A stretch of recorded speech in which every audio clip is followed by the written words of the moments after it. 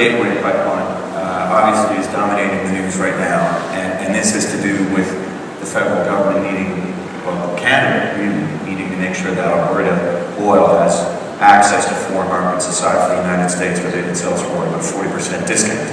And what's the risk of that ever happening to us? You know, think about, you know, the need for new customers and not relying on one customer as Alberta crude does with the United States.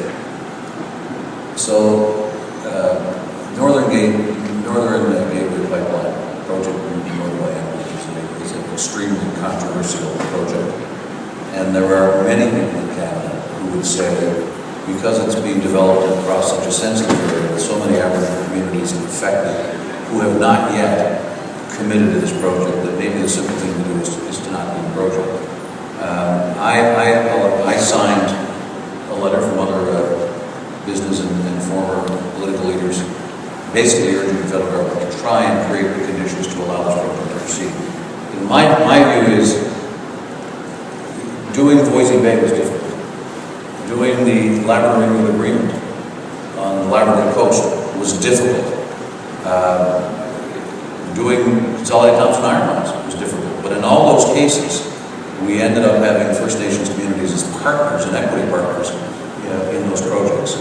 And so, what's the risk, Seamus? So I say the federal government's going to try and create the conditions, allow the company to go out and negotiate the arrangements, to try and create a pipeline. Whether it happens or not depends upon the skill of Enbridge.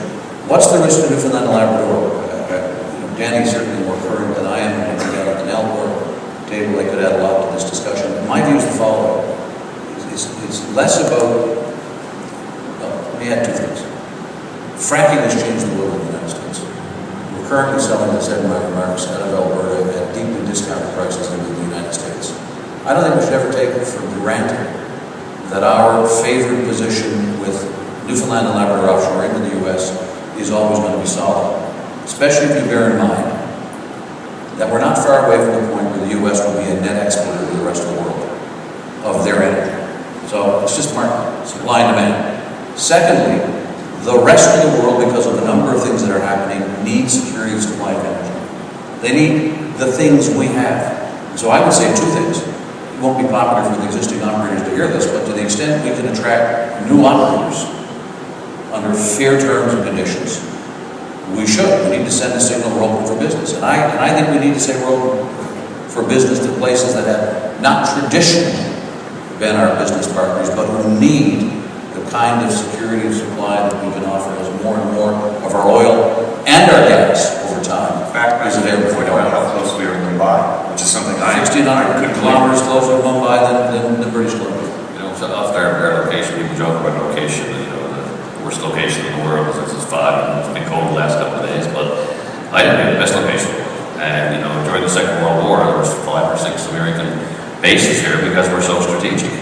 We're out there, and I mean, you know, we're ideally positioned. I think it helped with Hebron. I think in the dangerous days, the security of supply was really important.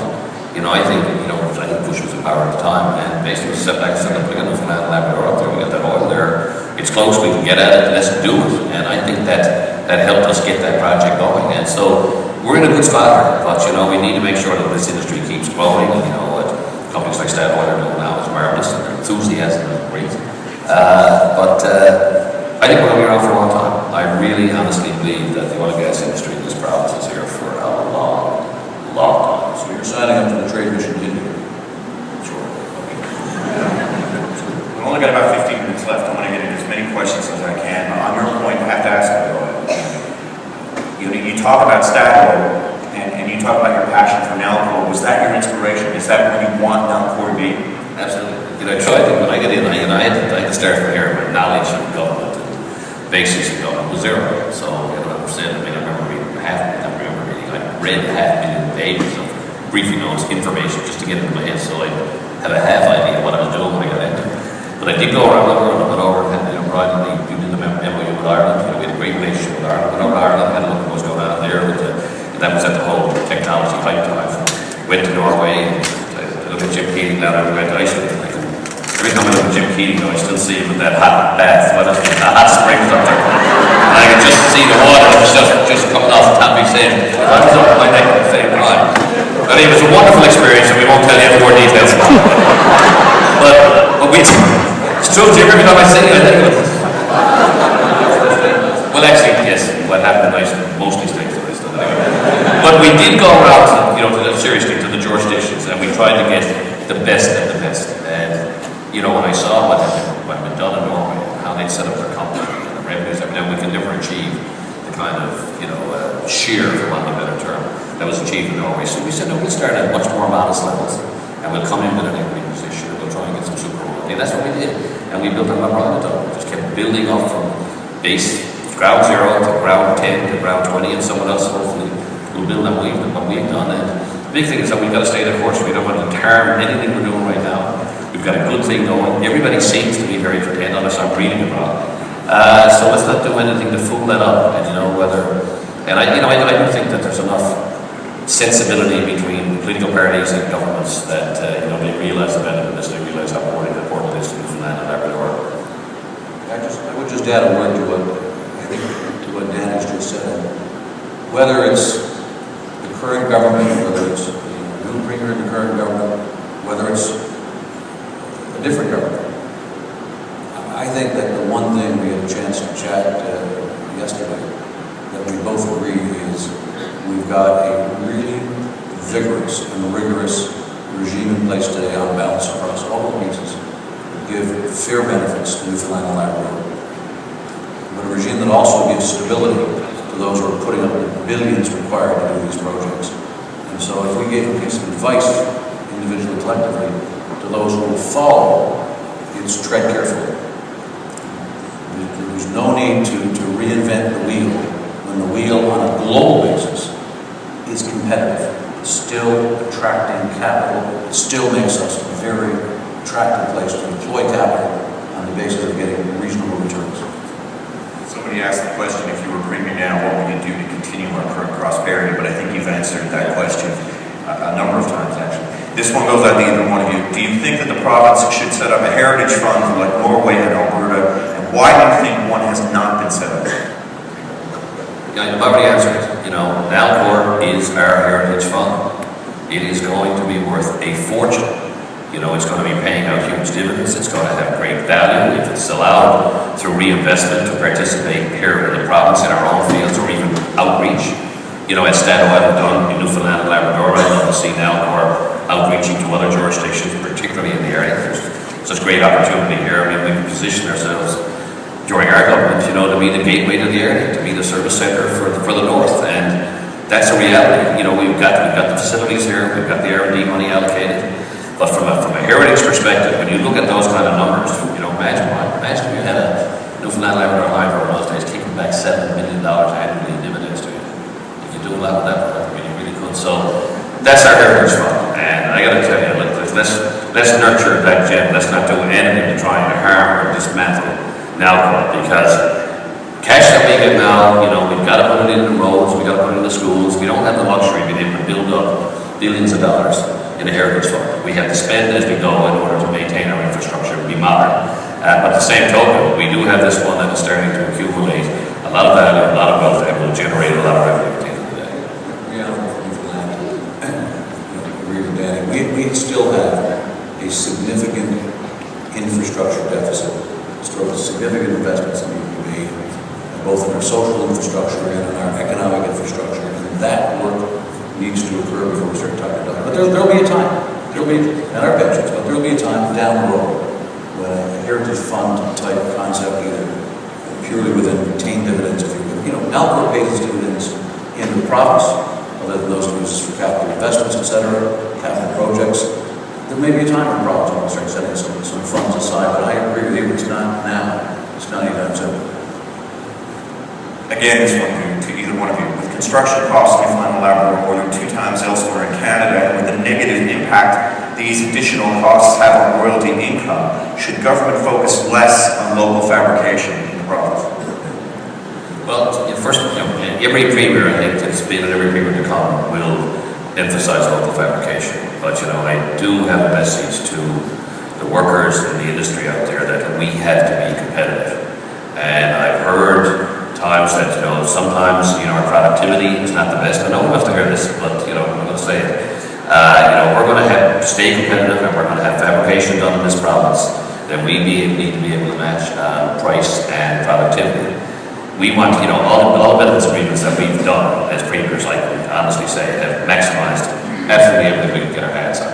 As a matter of fact, I think that sometimes we got over commitments because we probably couldn't have delivered absolutely everything that we had to. We need to continue doing that because we need to grow our industry, we need to grow our population, we need to grow Newfoundland and Labrador. A quick point, I remember when I went in the first presentation I had when I went in the government, some of the Medical Finance came in and said, based on the demographics, our population is going to be 487,000. I'm picking a figure for 10 years. I just said, terrible. I'm not interested in negative projections. Our population is going to increase. If we operate on that premise, there's just one for us to close doors and give it up. And our population after did increase because of industries like this industry. But we need, as a workforce here, to be efficient and productive and competitive, and let's not price ourselves out of the market, folks, because we're making a big mistake here. Is that too tough or is that too strong? I think that's the right message. One of the other things I do is I'm lead director of a company called ACON, it's a public trade construction company. So we work, in nuclear, we work in the oil sands, we work across the country. We worked here as well as the Valley in the province. The premise of the question was Newfoundland being double was you said the cost of elsewhere. I think that the premise is right that it's expensive. But I think depending on where you go regionally in Canada, there are some places that are going to, like Newfoundland, very expensive.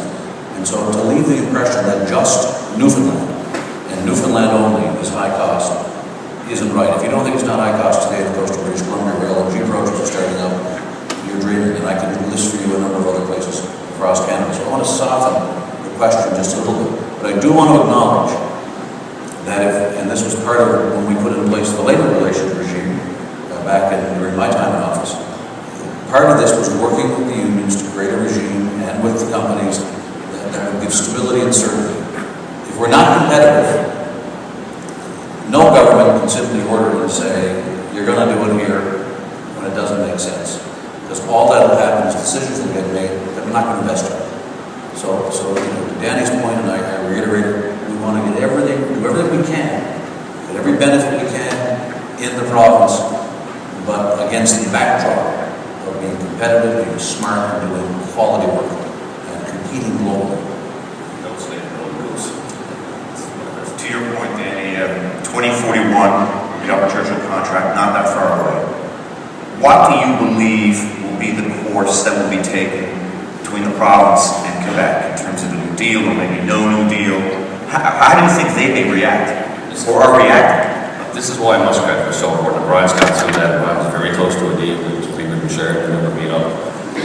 That announcement that time. It's a really tough negotiation. It's difficult to resolve and to try and get something back from Quebec based on an agreement that's been signed and sealed for a long time. It's very difficult. But I think as we get closer, and it's getting a lot closer, we're now at the turning point when that little extra 25 years was added on, which I think was 2016, if I remember correctly. But as it gets closer, right now the Upper Churchill, to my knowledge, provides 18 to 20% of Quebec power. That 18 to 20% is going to be taken away in 2041, or otherwise we're going to have to find a way to keep it on a fair basis. Romaine and other projects are coming on, but to the best of my knowledge, there's 5 or 6 new projects that will have to come out of Quebec in order to replace what they will lose in 2041 from the Upper Churchill. So they're going to come to us. And that's why Muscat is so important. We had to show Quebec that you try to do it well and you're going to take us to our knees because you're not going to allow us to go through your province. Well, you can play that game for only so long, and eventually the first people down in the United States are going to stop, put an end to that. So they did block us that way. So we said, okay, fine, let's not go to the bigger project. Let's go to the smaller one, and let's open up this gateway down through Newfoundland and Labrador, into the Maritimes, and down into the New England states. That gives us huge leverage.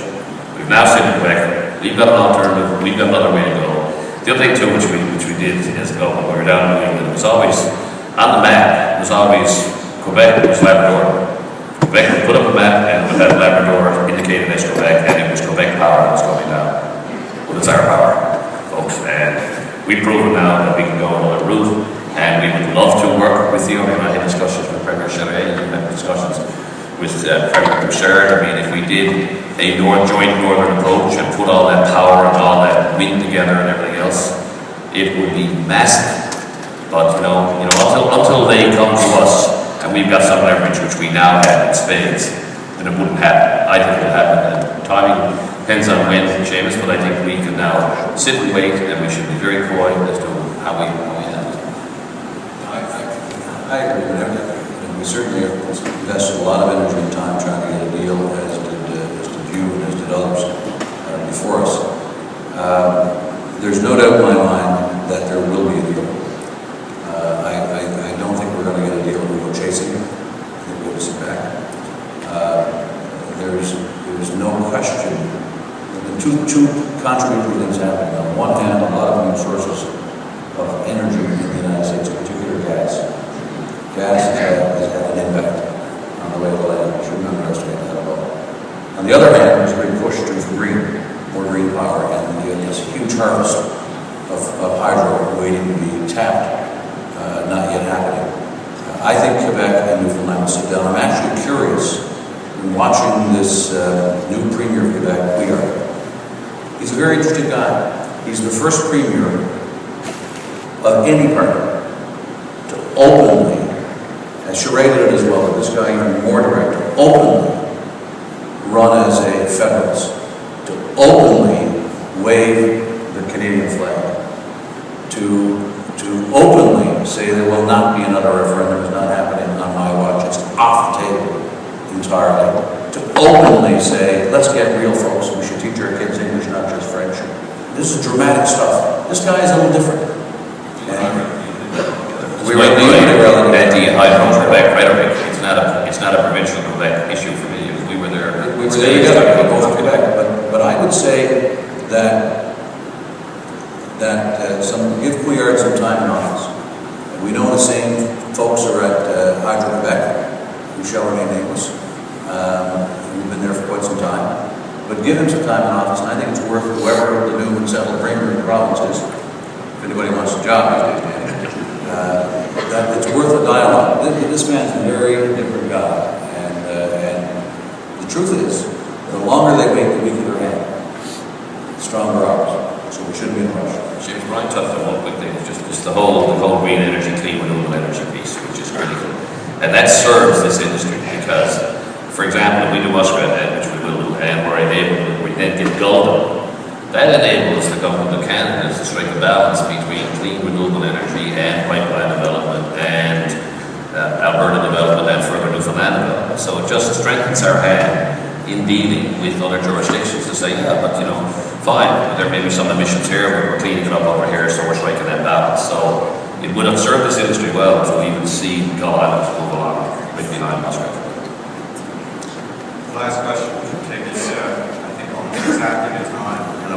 Brings us right to where we began talking about the Atlantic Accord Act. Do you see any other changes should happen to that act, or anything else we should be talking to the federal government about in order to, I guess, keep the momentum going? I think if they're willing to listen, we should also always talk to the federal government. I think maybe a change in that government might be refreshing because they might be being more willing to listen than they have been in the past. But from a say that again. Change of leadership. Sorry, excuse me. But having said, Seamus, we should. I mean, that's a cornerstone document for this province. It's a very, very important document. A lot of work into it. It was well crafted. It was a very tough fight in order to get there. But it doesn't necessarily have to be the Magna Carta. If there's room for improvement, the safety side and anything else that we need to be doing. I'm speaking at the tops of the trees because I have not gone back in and analyzed as to where it could be improved or not. But, it's a very good document. It stood the test of time, and it's allowed all of us to build on it and take it to where it is now. So, sure, it should be an ongoing process to review it. So I agree, and I think that one of the first things that Justin and Dwight should do is sit down and His father certainly didn't.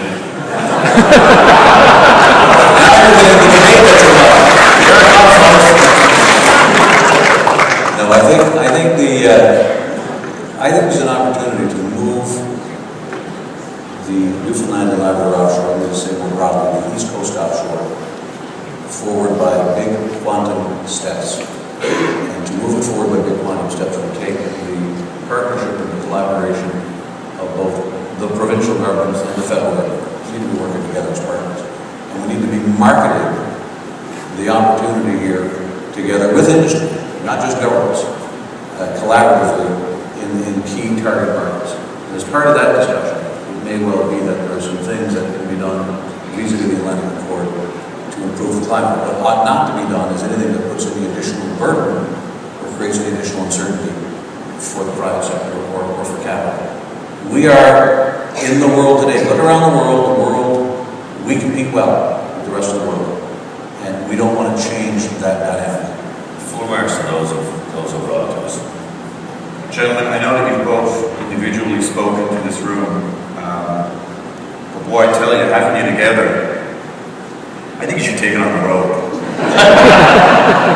You're like the Bill Clinton and George Bush Sr., you know, number 41 and 43. Which one's Bill Clinton? No, that's it. That's why I'm the moderator. First of all, I want to thank you very much for an informed discussion, but also for an insightful one, but a fun one. We know now who sings and who dances, which I think is important information. But I think just on behalf of the room, thank you for your company. Thank you for your insight over these past hour and a half. But thank you very much for your leadership and for bringing these people to this room and for the prosperity that so much of this province enjoys right now. Thank you.